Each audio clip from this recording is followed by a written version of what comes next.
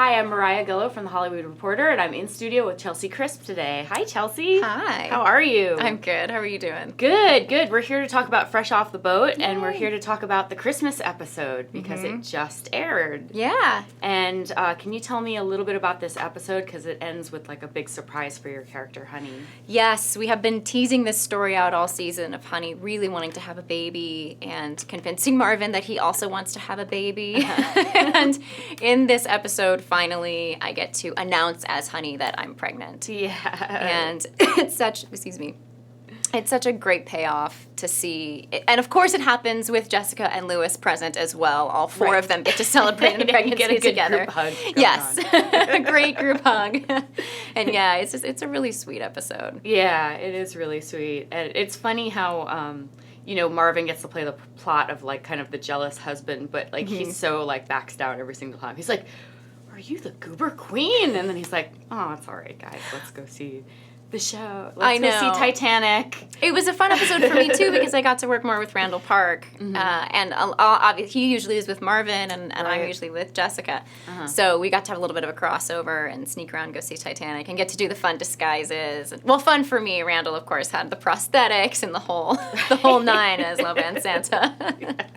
That was pretty funny. Yeah, it was great. It was a really fun shoot. Do you remember when Titanic came out? Of course, what a big deal I remember. It was? Yes, yes. It was the biggest deal in the world, and I think we were all in love with Leonardo DiCaprio and Kate Winslet. It was just, yes. Do you remember? Do you remember seeing it for the first time? I do remember it, and I also remember, it's funny because my mom watched it, and she was like picking apart the historical inaccuracies. Oh. Like, nobody would wear their hair like that or something, which kind of I thought was funny because that's what Marvin does. Yeah. He's a Navy man. Yeah. he's very upset by everything nautical in the movie. I love the way they write Marvin's character. Yeah. He is such a guy's guy, and he's so goofy. Ray Wise is such a goofy, fun, silly actor. He's just game to do anything. He's always one of my favorites. Even at a table read, it can be the most simple line, but the way he delivers it is so hysterical. Yeah. So it's great on the day when we get to shoot these scenes. He really cracks me up. So now that Honey is pregnant, are you looking forward to some like weird prosthetics that you're gonna have to wear? I'm excited for just more clothing in general. Yeah, that's really.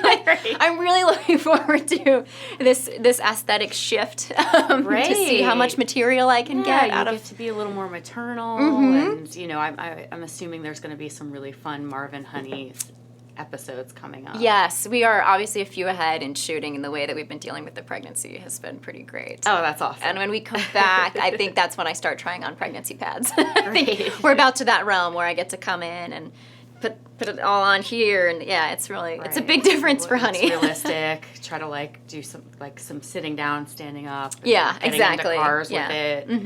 Figure out how to move the right way. It's definitely a huge change and we will deal with this in a later episode. Honey is someone who really takes pride in how she looks, so that is something coming up too that we're going to deal with, is how that shifts and changes for her. Yeah, tell me a little bit about the character of Honey, because on another TV show in another time, she would probably be painted with a much broader brush. Like a character with a lot more, I don't know, vanity or, dumbness or whatever. So tell me about how this character is treated on the show. I think Nahnatchka Khan, our showrunner, the way I've understood it from her, I think Honey initially was another way to serve the fish out of water narrative on our show. So someone else in the neighborhood who was judged by the way she looks and judged inaccurately. So once Jessica gets to know her very early on in the show, she realizes all the things you would assume someone to be based upon that aesthetic, she actually is so much more. She's very kind, she is smart, she's very supportive, she's very loving. She wasn't this trophy wife that stole her husband away. That she and Marvin have a very loving relationship. She's a great stepmom. She actually is kind of perfect in a very interesting way. And that's been so fun to play, because we would all make judgments, myself included, based upon somebody taking that much time to get ready in the morning. So it's been great to see that evolve. And then I think, like any show, they start to steer it a little bit more towards our own personalities. You get to see each of us and our characters coming through. So there have been little things like that have come in. And then I think the friendship between Jessica and Honey is somewhat reflective of the relationship that I have with Constance Wu. We've gone through 4 years together, and a lot of life has happened in those years. A lot of career stuff's happened, and we've been able to support each other through it. So I think that shows up on screen too. Oh, that's awesome. Yeah. What characteristics of you are coming out in Honey now? Can you think of any example? I've been told by the writers that I think the sweetness, kind of who she is. That sounds really self-congratulatory and gross. It's okay. So I asked you I'm the not question. sure. You had to answer. Well, no, here's a better answer. The deadpan humor. Honey has a tendency to, sometimes she's the knowing character. She's got a bit of a knowing smile, and she can watch Jessica freak out and fly around in reaction to something, and these sort of knowing looks. I think that's a little bit of me. I think my sense of humor is a bit on the drier side, and that has shown up in the character. Which is great, because then it's so easy. It's like putting on a really comfortable pair of jeans when I get a script, and I can, they really write great stuff for me to play, and I get it, and it's like, oh, I know exactly what to do with this. Excellent. Oh, not to be superficial, but Honey also has the most amazing 90s hair. Yeah. What does it take to get 90s hair like that? I will tell you, even after 4 years, I could not do it to myself. I would still not be able to make that hair happen. It is a process of, I have curly hair, so we blow dry it straight, and then we set it in curls. Oh my God. It sits for about 45 minutes while I have my makeup done. And then we take out all the curls, they do a little scalp massage, the best part of the day. And then they tease it, and then it's all just shaped and coiffed into this perfect helmet of hair. It's a real process. Pretty impressive. Yeah, it's a lot. Now, one of my favorite episodes was A League of Their Own. That was so good, wasn't it? Yes. I loved that episode. Can you tell me a little bit about that episode, especially the opening scene, which was amazing. The opening, and the tattletale. Yes. Yeah. Or the denim turtle, The sorry. denim turtle. The denim turtle, yes. Well, the very first episode we did where Nicole came out to me, I remember reading that the night before the table read and crying. And then we got to the table read and everybody was crying, and then we shot it. And so we held on to this secret where Nicole was deciding when she was going to tell everyone. And I loved the way they did it. I loved the softball metaphors. I loved that there was the fake out of thinking Marvin didn't accept her, and then seeing that, of course, he did. Yeah. I think the writers on our show are very skillful at having you laugh along while something really serious is happening. And then you get that payoff in the end where the family all comes together, and we're lucky, we're the neighbors, but we get great storylines. So we're lucky that we have this great Nicole storyline evolving this year. And Luna Blaze, I thought, just softball reference, but knocked it out of the park. Yeah. I thought she was really great in the episode. And so that's been wonderful too, is seeing her evolve, seeing her skill set evolve, and watching as her talent has grown and she's settled into this character. And yeah, I loved everything about that episode. And that was a new director for us too. Oh, wow. Yeah, it was a first-time director for our show, and he was great. Nice. And then also on the Christmas episode, Paula Abdul guest starred. Yes, she does. Did you get to, because your plot line didn't match up with hers, but they did don't you get intersect. to meet or spend any time with her? I did, yeah. Our stories good. don't intersect, unfortunately. Lewis and I are very busy sneaking around watching Titanic. I know, watching Titanic. I mean, Yes. it's like a 2.5-hour movie, so you're Yes, so you're in. very indisposed. You're invested for that period of time. And, of course, we see it multiple times. Yeah, they were doing dance rehearsals, though, at the same time as we were shooting some of our stuff. So, of course, you'd always find an excuse to pop into the rehearsal. Oh, that's awesome. And then the very end of the episode where we're all in the neighborhood and they do the dance number was the one day that we crossed over and worked together. And she is so sweet. Yeah. She's so kind. I really think she is the character that she plays on the show. She was just very... anytime we shoot at night, we're there for long hours. It's cold. We have a lot of moving pieces. And she was just game. She had a great attitude. She was happy to be there. And that makes it so fun for us. Yeah. Is it exciting to do the holiday season episodes because you know that they're going to be packed with a lot of kind of heartwarming moments or little morality tales or anything? I think so. They do feel like that, don't they? Like a very special episode. Very special Christmas episode. Yes, I think we can get away with a little heavier hand with the morality on it. I like it. I love it because we shoot them a few months in advance, and so all of a sudden it starts to feel like the holidays are coming. It's like we get out ahead of the holiday season a little bit. That said, we're also in winter clothes sometimes, and it's still hot here in LA, which it still is now. So, but yeah, I enjoy it. And do you love the Christmas season? Is that something that I do. Yeah. I love the feeling. I like that just everything that's in the air, and I like the Christmas spirit. There's the little things, everybody being a bit more kind, a bit more compassionate, I guess unless you're Black Friday shopping. Aside from that, there's just, I love the smells, the pumpkin spice and the cinnamon, and I do. It's but I'm a very sentimental, sappy, nostalgic person. So yeah, it's a time of year that I really love. I mean, when I'm from the East Coast, but one of the things I love about being on the West Coast for the holiday season is seeing the palm trees wrapped in Christmas lights. Isn't that bizarre? Yeah, I love it. I'm from Phoenix, so that still feels like Christmas to me. Right. Yeah, that's what you grew up with. Yeah, that's pretty much all we get. There's no snow. We just get palm trees wrapped in Christmas lights. But that's got to be so surreal when you come from a place that has real winter. Right, yeah, absolutely. Can we talk a little bit about your improv group, Duchess Riot? We aren't together anymore. Oh, no. Unfortunately. Yeah, I know. Well, tell me a little bit about how that kind of informed your acting skills. Absolutely. A ton is the answer. Improv is, obviously, it's so spontaneous. It really frees you up. You learn how to make mistakes. You learn how to really give to a group. You learn how to just set everyone up to do the best that they can, or at least that's what I felt like I got out of it. You work as a team. And it's the same thing on Fresh Off the Boat. I mean, we're constantly everyone's a team. You have your writers and your actors and your costume designers and your lighting team, and improv is like that, in a little microcosm on a stage together. And anytime you're really there for the team, it flies. It's like a magic show. And I love improv. I've done improv for probably 7 years now.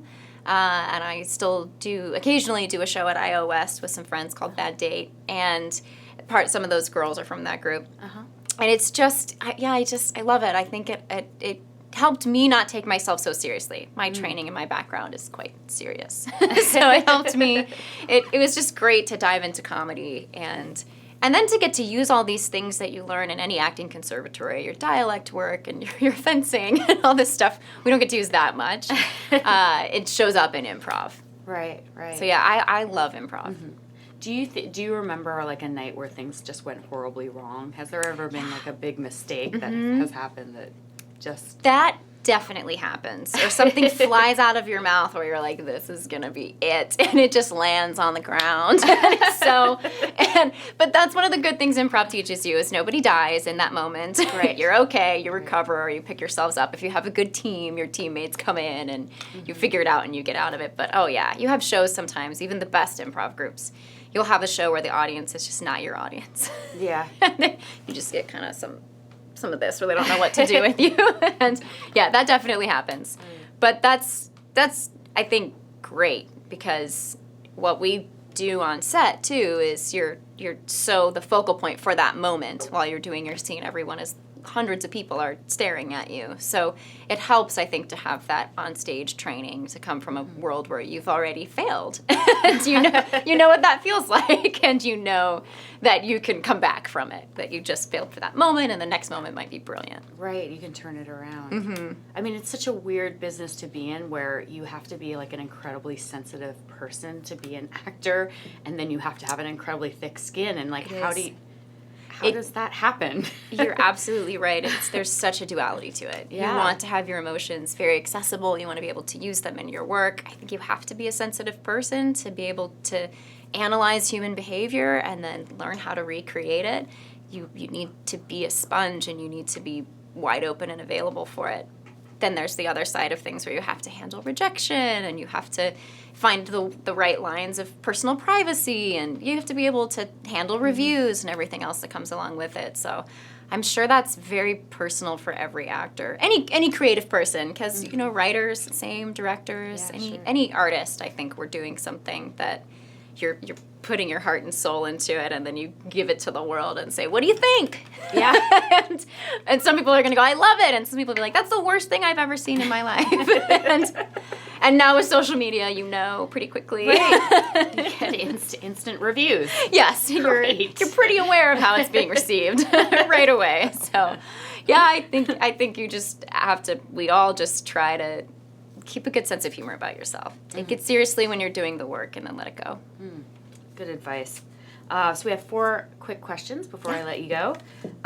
The first job that made you think, I've made it. I've made it? Yes. I don't know if I'll ever feel like that. The bar keeps getting pushed. It does. Further It and does. further, doesn't it? I think Fresh Off the Boat for me, it was a very specific goal. I really wanted to be on a sitcom. So I have some sense of that feeling as far as I love this job. Like, I love going to work. I love the people I work with. I love the show. I love the writing that we get handed. So in that sense, I think it feels like that. But as far as, like, I've made it and I'll always be here and everything is safe, I don't know if anybody ever feels like that. You always feel like you're, like, I don't know, one project away from waiting tables again. Right. Okay, best day on set for Fresh Off the Boat. Is there a day in particular that you remember that was just like, this is the best? Yes, it was this season. We had an episode that Lynn Shelton directed, and she is a director who comes back to us once or twice a season. She did our pilot, and I was shadowing her to just see a little bit of the behind the scenes of how the directors work, and it was a light episode for me, so I only had to shoot one day. I was shadowing her, and 2 of my best friends that I do improv with were in the episode. And they both shot on the same day with Lynn directing. The writer of that episode, Rachna Farkbaum, is a friend of mine, so I was there with her that week. And there was a moment where I left set after Lynn had said something just amazing, as she does. She's an incredible director. She'd given me this great piece of advice, and then I hopped in a golf cart and was driven over to the dressing room where 2 of my best friends were waiting to come back to shoot their scene.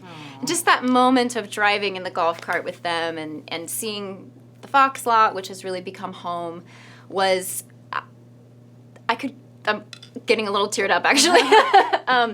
That was the most special moment for me. It was amazing. And to see, it was just an environment full of incredibly strong, talented women really supporting each other, giving to each other, and showing up and doing what they do so fabulously. It was great. Will you be directing soon? I'd like to direct. I'm going to direct a short film, and then I'd really like to direct an indie feature with some of my improviser friends at the center of it. Yeah, so that's why I followed Lynn in particular, because she does indie features. And she's just brilliant. She's a really brilliant director. Well, I'm looking forward to seeing that film. Thanks. The last time you made an on-camera mistake and how you fixed it. The last time it's daily. Something I have done a few times is Ian Chen, who plays Evan on the show. He has the sweetest little cherub face and these big eyes, and every now and again in a scene I will call him Ian. Oh. Just Ian, for some reason. I never have done that with Constance Wu or Randall Park or Hudson Yang, Forrest Wheeler, any of my other scene partners. Occasionally with Ian, I'll just say something, and instead of Evan, Ian will fly out. And I don't know. It's kind of a similar name, so I can It see is how similar, that might happen. yeah. But there's something about when I'm talking to him, I guess, where I'm lost in the scene or something. I don't know. But I've done that a few times now. And then we just pull it back and immediately take it again. Worst audition experience. Oh. I'm trying to think. What's the best story to tell the worst audition experience? I won't say her name, but I auditioned, this was a very long time ago, I auditioned for, I think, a procedural, like a medical drama or a cop show, something like that, and a pretty famous casting director was casting, and I had not met her, so I was nervous and excited, and I came into the room, and I didn't know at the time, but she's quite cold. She doesn't that's just her method. Doesn't She just react. doesn't extend. Yeah. So I came into the room, and she put out her hand, and I went to shake her hand, and she goes, "I wanted your resume." Ooh. She pulls her hand back from me. Sorry, those are our first 30 seconds together. And I was like, oh, of course, my resume. That's how long ago it was. We used to take headshots and resumes. And so I hand her my resume, and she sees my school and my training and just sort of offhandedly says something about, it's good training. Like, but whatever. And I start doing, and then I crack a joke. She doesn't laugh at all. Like, not even a little bit. I was like, okay, not my crowd, but that's all right. She starts to set up the camera to tape it, and the camera's in a box, like, has not been opened. So I realize I'm in for a little bit of time with this woman. She's of an age where she's not incredibly proficient with camera equipment. Right. I have no expertise in that area, so I can't help her. And we proceed to have 15 minutes of the most awkward, silent interaction where every now and again I say something to sort of make her laugh. Never does it work, not one time. And so I just shut up, start looking at my material. And the material was actually very heavy, and I had to cry. So I just got into the scene, and all of a sudden I hear her say, "Go." And I look up, and she has the camera set up, and it's rolling. Didn't say my name, and she says, "Go." So I, kind of get it together and do the scene, and I start crying. And at the point where I started crying, she all of a sudden turned off the camera and said, "That was really good. I'm sorry. Let's take it from the top. I want to start again." She took me seriously for the first time. Oh, wow. In maybe 15 minutes while I was in her office, which is an eternity when you're auditioning. Yeah. So, and then and then she sent my tape to producers. But I was always so terrified to go in for her. And then I think when I left, I was like, well, I won't try to shake your hand. And just ran out of the room and ran out to my car, knowing that we probably weren't going to work together a lot. Right. But you did end up charming her a little bit. So that's yes, good. we did actually end up working together. skills. I cannot The say skills. we are friends. The skills. Yes, I think we're still very different energy levels as people. But yes, yeah. Those are hard when they're not necessarily trying to warm the room for you. Yeah. But that's not always their job. That's fine. Everybody has their way. That's show business, baby. Yes. No one ever said that everyone was going to be polite. Well, Chelsey, thank you so much for coming in. Thank you for having me. The show is fresh off the boat. Check it out.